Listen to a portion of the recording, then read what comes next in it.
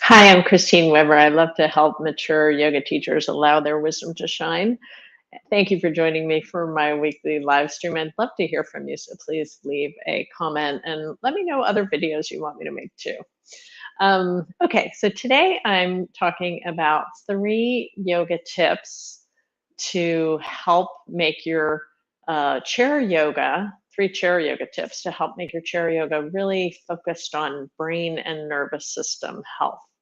The first tip is to learn how to do, if you're a yoga teacher, learn how to teach what's called structural breath. Structural breath differentiates yoga from PT exercises or fitness exercises. It's sort of what gives yoga its meaning, if you like, and it's oomph, it's juice. It catalyzes the practice, if you like. If you don't know how to teach structural breath, please check out my YouTube channel. I have several videos about structural breath there that will help you. And I'm going to show you how to do a little bit of it today as well, right here in the chair. You know, there is tons of chair yoga out there, and most of it is like fitness classes. And there's nothing wrong with that. You know, that's great for what it is. But when you learn how to teach, I swear, learning how to teach structural breath will blow your mind and change your world. I mean, it changes everything when you know how the breath works. The other day, I was talking to somebody, and she said, it feels weird to me to breathe into my chest first because I've always learned to breathe into my belly. Well, let me tell you something. You have always breathed into your chest, because if you're breathing into your belly, you're going to have to go to the emergency room. Like, the breath does not go into the belly. It should never go into the belly. That doesn't mean your belly isn't useful in breathing. These are secondary musculature of breath. The primary musculature is your diaphragm. So yeah, belly is super helpful, particularly on your exhale. The thing about structural breath is that it supports movement. That's what's so great about it. It supports movement. And those of you who've studied Pilates, it's not that different. It's not maybe as intense, but it has some similarities to it. So let's say you're just doing your mountain pose here, and your seated mountain pose in your chair class. You can bring your hands to the ribs. For some people, just sticking your thumbs in the armpits is a good way to do it. To feel comfortable on your chest. And exhale completely. And then use your inhale to lift the ribs up out of the hips and make your spine long. The belly releases at the end. And then as you exhale, start from low belly. That's like zipping up your jacket. And zip up all the way to the throat. And then the ribs lower. So that structural breath is so supportive for movement. And it takes a while to get it. So don't think you're going to get it just from this video if you've never done it before. Unless you do the video every day for 6 weeks, then you'll get it. Okay, maybe 3 days. It depends. But it takes a while to understand it. Okay. So let's start with an exhale. Belly is a little firm on the exhale. You can use your hands, thumbs in the armpits if you like, or hands on the ribs. And then use your inhale, lift the ribs out of the hips. Release your belly at the end. Exhale from the lower belly all the way up. And we're going to do one more time. Inhale, lift the ribs out of the hip. Release the belly at the end of the inhale. Exhale from belly all the way up. And then just rest for a moment and notice and breathe freely. So structural breath is a way that we start to influence the movements of the spine, change the movement of the spine just with your breath. And it catalyzes the nervous system benefits of asana. What do I mean by that? Okay, let's say we're doing so I like to call this a seated cobra, but some people call it like a seated chest opener. Okay, so hands here on your chest. And as you inhale, lift the ribs up out of the hips. Pause for a moment, lift your eyes. Exhale and bring your hands back to your chest and lower the eyes. Change which hand touches first, by the way. On the inhale, lift the ribs out of the hip. Lengthen your spine. Arms open, eyes lift, lift, lift, lift, pause, and exhale, hands back. So this has what's called a Brahmana effect, a strengthening, nourishing effect. It's a little bit of energizing for the nervous system. It's not really sympathetic, but a little bit. Inhale, open, pause, and exhale back. So you see, instead of just saying, okay, open your arms and bring your arms close and then stretch your chest, I'm using my breath to stretch from the inside out. That's why it has such a catalytic effect on asanas. And I wish this was better known in the yoga world. I wish this was out there. It's just this open secret that doesn't get taught enough. You'll hear people say, inhale, arms up, exhale, arms down, but that's not the same thing as guiding people on what's going on from the inside and how the ribs are lifting and expanding horizontally and the spine's lengthening. Like, that's a totally different focus. And I think when we bring this into our practices, chair yoga or regular yoga, it just changes everything. It's just so powerful. Now let's practice with the exhale. I hope you got a little bit of that uplifting feeling. That's the Brahmana feeling. Let's practice with the exhale and get some of the Langana feeling, which is the nourish. It's really letting go and reducing, and kind of has a relaxing effect usually. I mean, it's a little more complicated than that, but it's kind of, that's the basics. So let's do that with a twist. So put your right hand on your left knee, left hand on the chair. You don't have to do a big twist. Don't use your arms like crowbars. So we're going to inhale, get longer. Ribs up out of the hips. Exhale, use your belly to twist. So use your exhale and the lower belly and the navel to twist. And then inhale, unwind about halfway, get taller. Ribs up out of the hips. Exhale, draw the belly in, twist, using your belly. And pause at the end of your exhale before you breathe in. When your body tells you to, inhale, get taller. Ribs lift up out of the hips and the ribs expand horizontally and you fill yourself up. And as you exhale, engage your lower belly.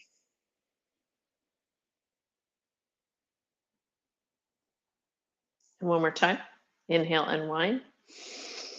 And you might be breathing faster than me or slower than me, which is totally fine and you should be doing. But linger at the end of your exhale. And then come back to neutral and compare how you're feeling right now to how you felt when we did that little chest opener. And you might want to do the other side so you're not imbalanced. Right? I'm not going to do it right now because I got two more things I want to talk about, but structural breath changes everything. Structural breath in chair yoga is a game changer, and give it a try. If you're not quite sure how to do it, come back and watch the video again. Okay, point number 2, I told you I was going to give you 3 tips. Tip number 2 is about contralateral movements. Contralateral movements fire up the sensory motor cortices. And I do it like this because that's a really good psychoeducational tool to teach you where they are in your brain. Sensory motor cortices, which are part of the cortex, a part of the cortex of the brain. So that the part that has all the little wiggly things in it, gyruses with the wiggly things in it. That part of your brain is it's coordinating with lower motor neurons, which are in the brainstem and brain and spinal cord. It has to coordinate with them, right? And when you're using sensory motor cortices, there's more awareness in the process, right? You're paying more attention. So we want to use this stuff. Really good for contralateral movements are really good for connecting these sensory motor cortices, as well as something called the insular cortex, which is more here, a little bit deeper in the brain, which is really important for self-awareness, it's really important in chronic pain management, really important in understanding sense of identity, sense of self, right?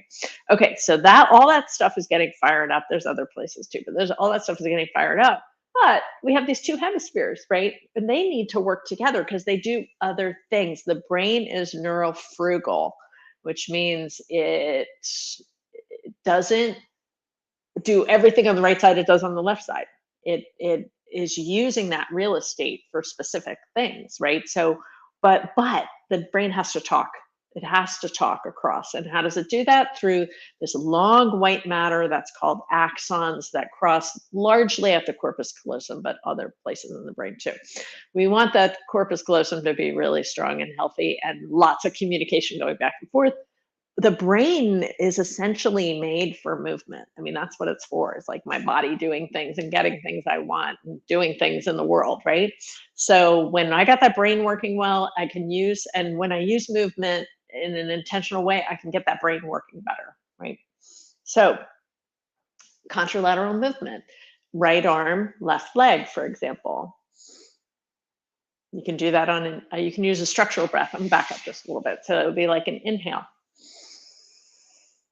Exhale down. Hey, that might be too much. So why not just a hand and a foot?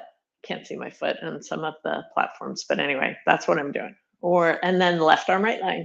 That is contralateral movement. That means the opposite limbs moving together. There's myriad of ways to do it. I do lots and lots of different things with it, but I don't do it without the breath. Well, that's not true. Sometimes I do, depending on what I'm doing. But for the most part, I'll be using breathing, structural breath.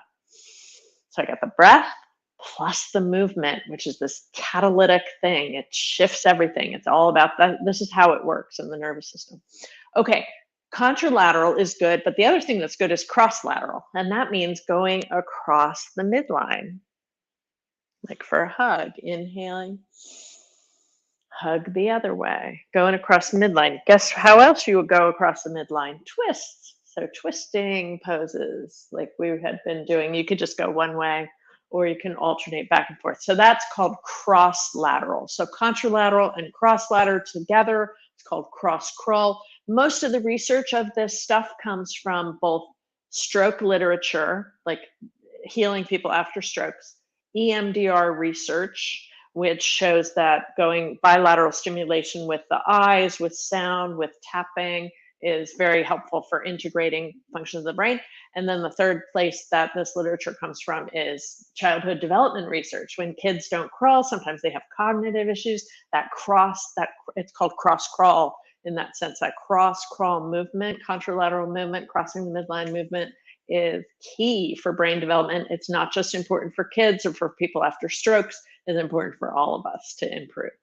Okay, so that was tip number 2. So tip number 1 was structural breaths. Tip number 2 was crossing the midline or contralateral movements. Tip number 3 is going to be really short. Interoceptive awareness is everything. Interoceptive awareness means how do I feel as I'm doing the movement? Again, this is what really distinguishes what we teach as yoga professionals from what is taught in the physical therapy world or the fitness world, right? Although some people in the physical therapy world are starting to get into this stuff, don't get me wrong, and that's great. But it really distinguishes what we do from just like, okay, put on some music and flop around. Not that that's not good too. I'm not saying it's not that good, that it's not good. It is, but it's different. And we have a distinct skill set as yoga professionals that we can share with folks who are looking to improve their brain. Like this is the catalytic formula: interoceptive awareness plus structural breath plus contralateral movement for good brain health. I am teaching a workshop, chair yoga training for a better brain, or for brain health. I think it's called chair yoga training for brain health, in September of 2022. I don't know when you're watching this video. If you want to join me, we will have information about that next week.